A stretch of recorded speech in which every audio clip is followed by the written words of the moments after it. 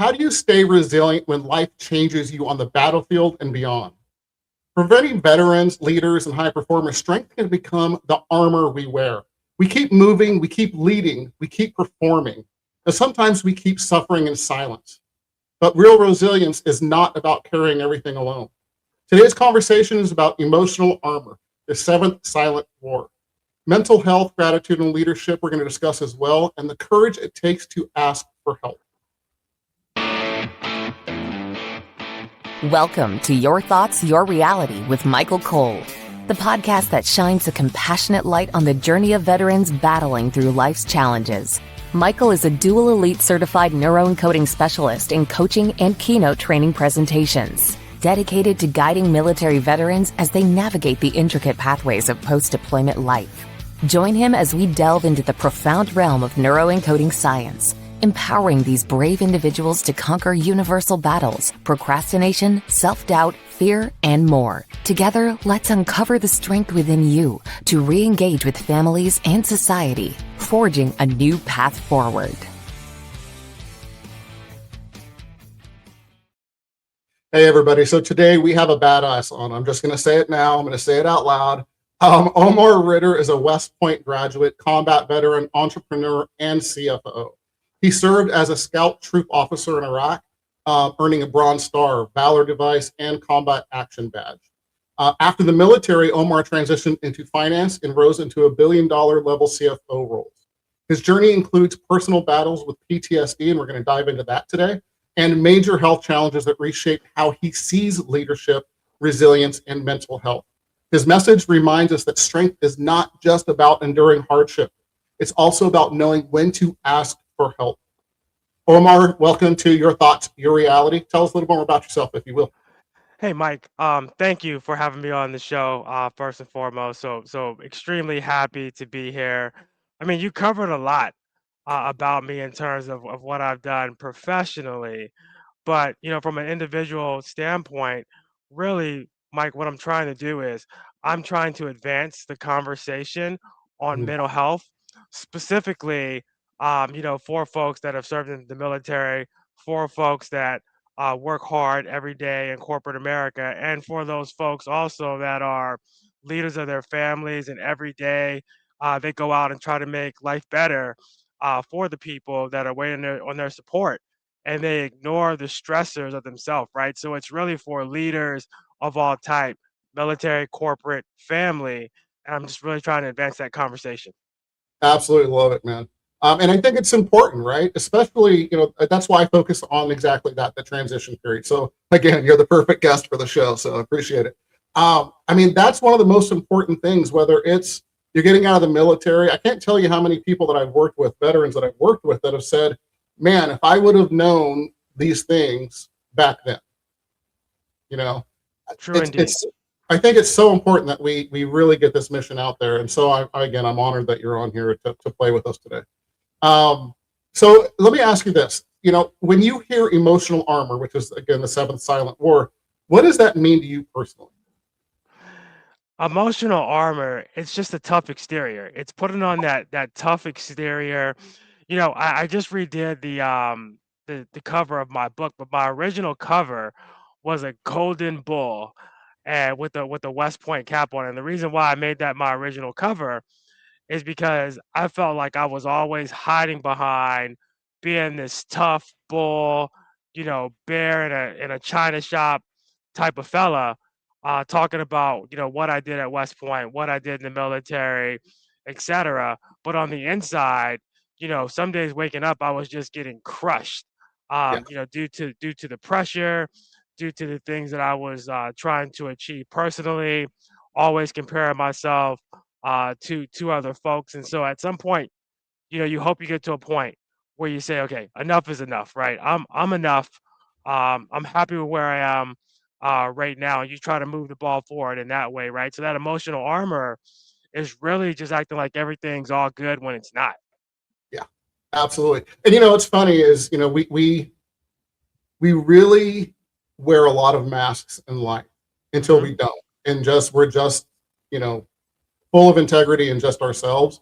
And people are going to love us or hate us or whatever the case may be, but we're living fully in integrity. And I think that's kind of the game changer, right? Because again, we wear so many damn masks in life, Mm-hmm. depending on who we're playing with, dealing with, all the different stuff. So let me ask you this, and you know, I think it's really important because for the podcast, we always try to go, you know, hey, what did I struggle with?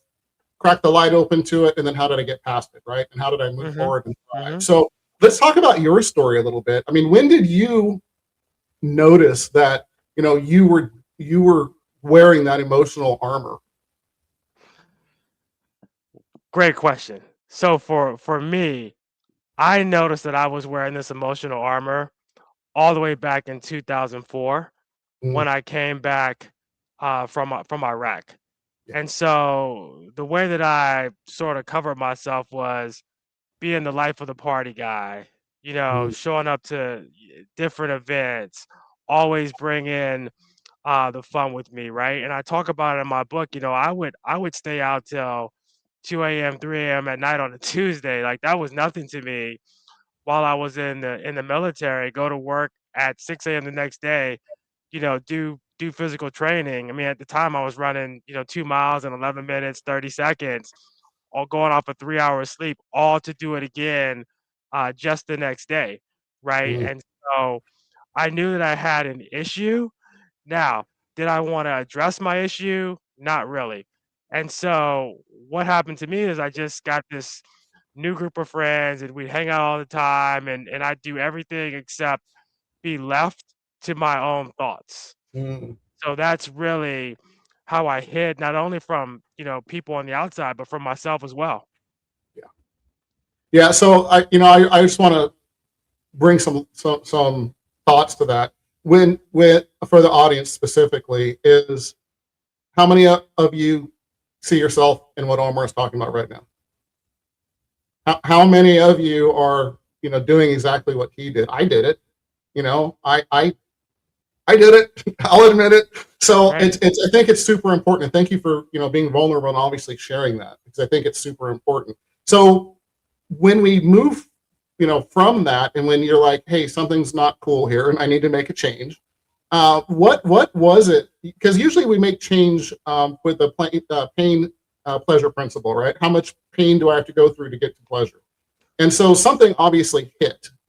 So can I ask you to be a little vulnerable on this one too, and tell me what was it that Ye said, "Shit, something's got to change now," because that's when real change happens. So before I can actually answer that question, I gotta tell you, I knew something was wrong in 2004 and I actually didn't get any treatment until 2024. Yeah. And so we're talking about, you know, a 20-year time span. So Mhm. a lot of things change. One is that the black hair turned gray, Yeah. and now you see a lot of it's white, right? So that was a big change. I got I you. I was got you. yeah, exactly. I was very successful in corporate America at my jobs. I was the guy that could stay up all night, crank out a financial model, Right. look at your company, tell you how to do M&A deals, etc. And so that was all going very well for me. Picked up my CPA, went to Columbia, got my MBA, started working on my doctorate. You know, had several promotions along the way. Had the opportunity to be a CFO of a multinational division of $1 billion revenue generating shop. And look, these are all highlights, and I was doing quite well.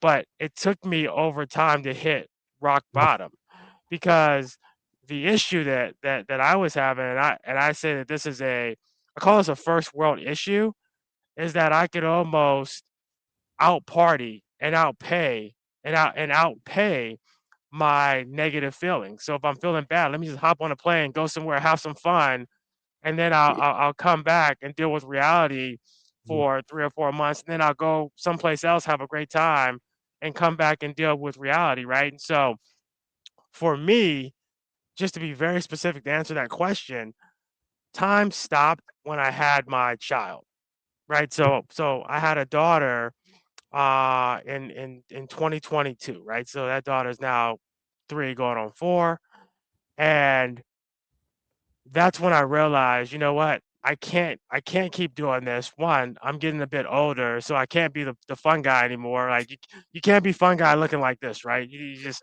it would be hard. You'd be the old man wherever you are.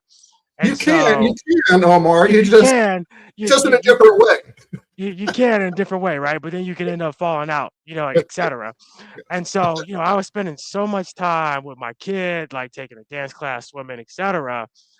And so at the same time, I was trying to get right, so I could be around for her because I'm an old dad. I want to be around as long as possible. But at the same time, I had, several friends within a 1 year time span. I had 4 friends commit suicide. Mm, And so, for me, it was an extremely crushing blow when a buddy that I worked with in Iraq ended up not only committing suicide, but murder suicide, right? And so I'm that sorry. I'm that sorry. that really made me hit rock bottom from a mental perspective. And it was at that point that I actually went to the VA because I've been going to the VA for years for my brain tumor, treatment, but I had never talked about mental health. And so it made me go in, talk to a psychiatrist, get some help, start weekly therapy sessions because again, like I wanted to be here for that little girl. And it got to a point where I just couldn't outrun it because now, I got a 3-year-old, man. I can't just take off and go somewhere and party and come back fresh. I got a wife at home now. So Right. that's not going to work. I don't really want to be divorced. And so reality hit me and I had a choice: deal with this reality, get healthy, or continue down the same path, and who knows where you're going to end up, right? Yeah, absolutely. I love, first of all, sorry about your friend, obviously. That's always tragic. And unfortunately, I've heard it too many times with what I do. And as I'm sure as you have, so what I want to bring out, and hopefully you're okay with this. What was his name, if you don't mind? Or is that okay? Yeah. His name was Sergeant Slacks, and so like my guys listening, they know Sergeant Slacks. He I, was I he love it. was I like to honor people. Yeah. yeah he was my mechanic. When I was an executive officer, and if you know anything about the military, executive officer and the mechanic, they're like this. I remember we had a chemical threat in Iraq, and so me, Sergeant Slacks, and Sergeant Balyu, we actually had to go back from Iraq, drive 50 miles back to Kuwait. We went to the vehicle junkyard. The three of us lifted an engine out of one Humvee, put it on the roof of my Humvee, and drove this thing back to the front lines in Iraq and installed this engine into the Humvee that the engine was out on, right? And we did this all under Mach 4 and like 110-degree heat. So if you Yeah. can imagine like the dedication it takes Absolutely. to get that done, and so that's just where Absolutely. we were at that point in time. And so you can imagine how many hours I spent with this individual. Oh, absolutely get that. And obviously made an impact, right? Because you guys were Right. close in that sense. Hmm. Not Hmm. only there, but I'm sure after. So the thing I want to point out, and again, sometimes this isn't something people love to hear, but if he didn't do what he did, would you have not, did that not catapult you to change your life and to where you are now? That was my ultimate Yeah. catapult. Yeah. So That I mean, was yeah. it's crazy that when we think about some of the bad things that happen and really think about it, it's really was a gift in a sense. Not what happened specifically, but because of what happened for you. Yeah. I mean, it was definitely a gift for my child, a curse for his children, Yes, and absolutely. for me, it was reality smacking me in the face, right? Because like this was my guy. Yeah. We were close. Like we were up until the incident happened, we were on the phone talking. We were messaging on Facebook. I mean, he was talking about he was on a weight loss journey to lose weight because he told me he was going through a divorce and so he needed to get fit so he could get back out there on the dating scene, etc. So I try to tell people it was one of those instances where I say, man, I didn't see it coming. Mhm. And see, that's the issue. I didn't see it coming, But now knowing what I know now, I would probably dig deeper with him on that divorce situation and how that was impacting him, right? I didn't see the trees through the fog on that one. Yeah, absolutely. And here's the thing is, and then I'm getting goosebumps just thinking about it. That's the problem, right? Is when people are suffering in silence. Right. If he would have said something, it would have been different, right? But That's right. it's the thoughts, and when the world slows down or stops, that in our own heads. That's right. So thank you for sharing that. Truly, and I think it kind of leads us right into kind of what we really want to talk about, or at least start talking about, is for a lot of veterans and high performers, asking for help can feel like weakness. I think it ties in very well to this question. What changed your perspective on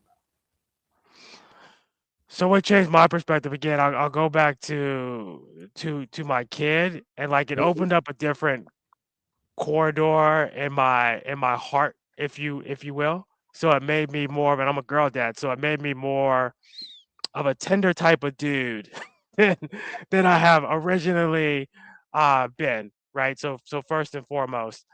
And so as I thought about what my options were, it became very evident to me that I at least needed to go and try to have a conversation with a therapist, right? So it started with a therapist and then ended up with a psychiatrist, Okay. since I'm being open here. Yeah, And the please. psychiatrist was like, "Man, you've been like suppressing a lot of stuff. Let's talk some more about it, and let's talk about some of the different types of treatment that you could go through." And so once I got in there and they told me that fact, and they told me that I was suffering from PTSD. Like I didn't go to them and say, "Hey, I got PTSD." They were like, "Dude, you got PTSD, and we need to talk about Yeah. some of the things that happened in Iraq, some of the things you did, some of the things that you saw while you were there." And I will tell you, with all my guys from my cavalry unit, we were brigade asset, and so we used to get sent on some pretty hairy missions, and it'd be like, Sure. "Hey, man, like." This mission sucks. I'm glad you're going on it and not me. Like, good luck. I mean, that's how we would talk to each other. I got, if Sergeant Davis, he's one of my Facebook friends, he would tell you, I mean, he went on some crazy mission to go guard a bridge from the Republican Guard, and they sent him out there with no up armor, with an Humvee with no up armor to go guard this bridge, and he was up all night fighting, right? So, these are the kinds of things that you do, and at the time, you don't think about how it impacts you, but then, a year later, 10 years later, 15 years later, you're waking up in cold sweats saying, "Man, what the hell?" You know? Absolutely. It's and that's part of the problem. I think when we say PTSD, or we create this stigma around it, right? And so half the people don't know they have it until they Mhm. until they do, and half the Right. people don't want to say they have it because it becomes real. That's right. So I love that you brought that up. So with your experience, how did PTSD really shape the way you think about strength, leadership, and mental health now, with your experience with it? So I would tell you that my PTSD, it really helped me in my corporate career somewhat, right? Mm, Um, I'm very obsessive compulsive. yeah. And so when you're a finance person and you're obsessive compulsive, every number checks the block. Mhm. You want to make sure everything adds up, all the words are correct, etc. Right. So it made me very good at what I was doing, and it made me go pursue like my CPA, my CPA, all these other things, because I just want to prove that I'm knowledgeable. So from that perspective, um, it helped me a bit. So it wasn't all hurt. But from the other perspective, it was just a lot of pain that I don't think that I needed to put myself through. And from both a work and a family perspective, and I'm not talking about wife, kid. I'm talking about general family perspective. Mhm. You're trying to hold it down for everybody. you got these stressful work environments, you're suffering from PTSD, and it's just pressure, pressure, pressure, pressure, pressure. And you think that you're supposed to have this pressure in order to carry, your employees, your family, everything forward. And once you go seek that treatment, you figure out, wait a minute, I don't need all this pressure. I can actually parse this out, and have conversations with people about what I'm willing to do and Mhm. what I'm not willing to do. And so I will tell you, when I think about the different segments of my life, it feels good to be at a point, with the treatment, with being able to talk to my therapist, etc., to be at a point where I could say, these are the things I'm going to focus on. Anything outside of this, I'll get to that later on. Yeah, I really appreciate you saying that. The the the learning from it, right, and growing from it Hmm. is a beautiful thing, and that's where a lot of people get stuck, right? Because they don't Right. move forward. So Hmm. I appreciate you saying that. Um, with your journey, we're gonna. No, you know what? I'm gonna go back 2 steps. I have so many questions for you, my friend. So you went through your life's journey, right? And forgive me, 2024 is when you Yep. got help. 2024. Yep. Perfect, thank you. So once you did that, again, we went through the darkness. Now let's crack open the light, right? So what did you start noticing when you started getting help? Because again, let's just call it real. It's not a man thing. It's not a military thing, but it's stronger in those demographics, if you will. Asking for help is weakness, right? And we Hmm. so know. I know you know, and I know that asking for help is the strongest thing you can do That's right. for you, your family, generationally, your family, and everybody else that's around you. So tell me about that. Is when you were strong and said, "Hey, I got a problem and I want to make a change," and you reached out and made, let's say, that first call up for a year. Where did you see your life changing by making that decision, that true decision to ask for help? It made me prioritize in terms of what's important to me. Mm, So prior to getting help, sitting down, talking to a therapist, starting on that journey, especially that first year was rough, man.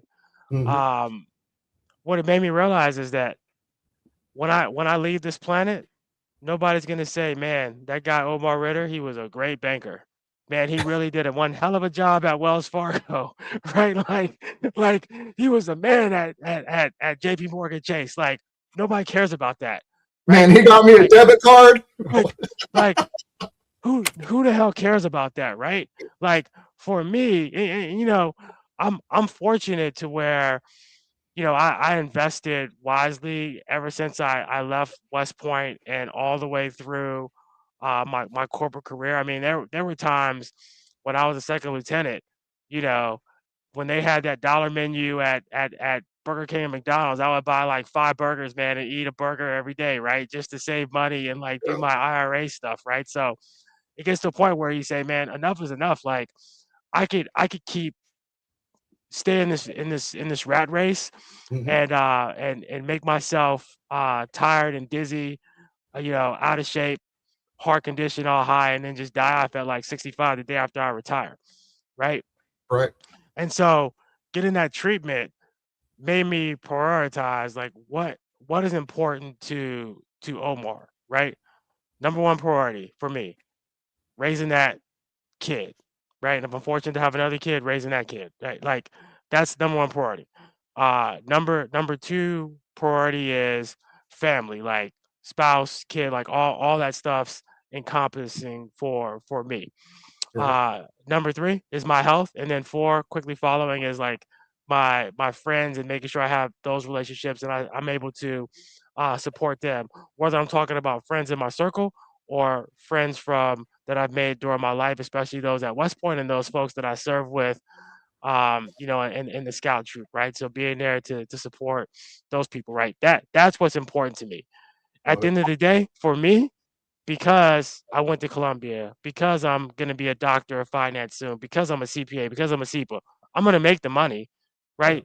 The money is chasing me. I don't need to think about the money piece anymore, right? That'll come for me whether I want to make more or less or whatever. I don't even think about that anymore. I need to think about my health, prioritize my family, and create a legacy that people are actually going to talk about. You know, in terms of my life, like what did I contribute, and that's a major reason why I wrote the book, West Point to Wall Street: My Journey to Mental Wellness, is because I want to leave something behind that somebody could pick up earlier on in their career or 20 years into their career Yeah. and really think to themselves, am I looking after my mental health, my mental wellness? And if this guy was able to do that, write this book, come on these podcasts and talk about the issues that he had, surely I can address my own personal issues, even if I just want to keep that to myself. Like that's the legacy that I'm looking for.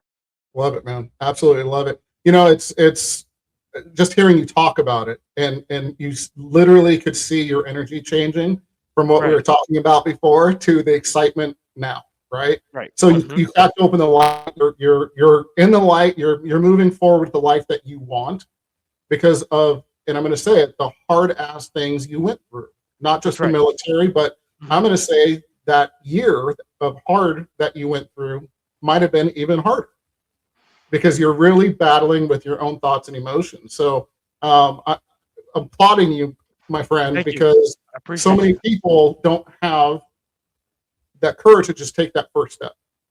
And what a payoff is it when you do? You have to get uncomfortable to get comfortable in anything you want. The first day I did a podcast, I almost had anal leakage. Yes, I just said that. That's right. Yeah. About You, 150 episodes later, I'm just having fun. So you have to get uncomfortable, but get comfortable. So I really love what you just said there, man. I think mhm. it's super important. The journey from West Point to Wall Street, because you brought up the book and so on. So let's talk about that for a second. And first, I want to talk about the book even more. What parts of the military discipline? Because I want veterans to really go back one step. A lot of times the patterns, and again, the stories are different, the patterns are the same, right? So I Right. see a lot of veterans that come out of the military don't realize all the skill sets they actually have, especially discipline, leadership, all of the Hmm. amazing things that you do learn, because when you're in there, it's usually you're just doing a job. So what parts of military discipline or military skill sets helped you, and what parts did you have to kind of rethink as a civilian? The biggest help for me, Mike, is that I can work around anybody on anything. I don't care what your background is, what race you are, where you're from. I don't care about any of that. First and foremost, I want to know, can we work together? And if we can't work together, initially, I try to figure out how we can partner, right? And so the biggest thing I took from the military and really from West Point was understanding what the commander's intent was, whether that's a military commander or your boss in corporate America, et cetera. Like, what do they want us to achieve? Being able to really know what that is myself, and then if I'm in charge of teams, being able to explain that to my team because hey, if I don't come to work one day or I get fired or if I get hit by a bus, the team keeps marching forward, right? So that's something I took from the military. And another huge thing that I took from the military is servant leadership. And a lot of people are managers. There's a lot of managers out there. They get something from their boss and they say, hey, go do this because my boss told me to do this. And if you do it, I might give you a big bonus or whatever, right? So they don't really care about you. But for me, I've always cared about my people, whether it's been in the military or it's been in corporate America. And I'm a straight shooter. And so when folks have issues, first and foremost, I want to understand what those issues are, but I also want to understand them as a person and what motivates them. And I Mhm. want to figure out how I can help them get to the goals that they want to achieve. Because if I can help them achieve the goals that they want, that gets them excited about coming to work specifically for me, and it's going to help me move to the next level or help me get to where I want to go. And even if that doesn't happen, at least I get to look back, on LinkedIn, Facebook, wherever I'm looking, and see people that I worked with previously that may have worked for me. be successful, right? Like that fills my cup. Yeah, absolutely love that. Absolutely love that. And that's the difference between management and leadership, That's in right. my opinion. Hmm. A totally night and day difference. Right. Right. Absolutely. So Omar, let's talk about the book. We're about out of time, so let's talk about the book a little bit. You know, what's in the book? Why should people be excited about reading your book? Well, they should be excited about reading my book, because I take you through different steps of my life, right? So there are times I lived in a trailer park. There were times that I was in the heat of combat in Iraq. There was a time where I had 18 hours of emergency brain surgery. What my recovery was from that. Now see, brain surgery, having 18 hours of brain surgery alone at the age of 26, that by itself will give you PTSD. So I like to call myself like a double PTSD because at 26 years old, I was actually thinking about death, Yeah, already. And so I've had life insurance for a very long time at this point. So I'm always thinking about uh, being more morbidly so, like about what's gonna happen when I'm deceased, right? So I've already got plans in place for my kid, et cetera, right? Um, so you're gonna hear about that. You're gonna hear about my journey through Wall Street. I mean, I showed up to Columbia 2 months after having brain surgery to go to an Ivy League business school. What was that pressure like going through that, and then landing a job as an investment banker, working 80 to 100 hours a week. What was that stress and pressure like? I mean, I have a funny story in the book about I had a girlfriend that moved in with me, when I was a young investment banker, and lo and behold, man, like she had another boyfriend move in with her. I didn't even know, because hey man, I was at work 80 hours a week, right. and my neighbor actually had to tell me, "Hey, man, your girlfriend, she has a boyfriend, and it's not you, right?" And It's not so, you. just things like that happen. Now that didn't really affect me too mentally, like that was okay, but through all these different steps of life, each chapter I reflect on how it impacted my mental health and how all these things took me to that critical moment where I said, "I gotta do something, about this," right? Yep. Because I'm making life miserable for the people that are closest to me, Mhm. pushing them away, and they don't deserve that. And I mean, I had a best friend with this guy since 1995. I mean, peas in a pod, and we fell out 5, 6 years ago because of me. And Mhm. so we just recently, over the last year, uh, reconnected, and it's like we never disconnected because I've been getting this treatment, and I apologize to the individual. And I will tell you, before I started on this journey, I wasn't apologizing to anybody for anything. Yeah. And so the book takes you to what brought somebody like me to own up to it, to get the help to put me in the position today where I'm open to have this conversation that we're having today. Yeah. I love it. I love it, man. Tell us the name of the book again. West Point to Wall Street: My Journey to Mental Wellness. Love it, man. Absolutely love it.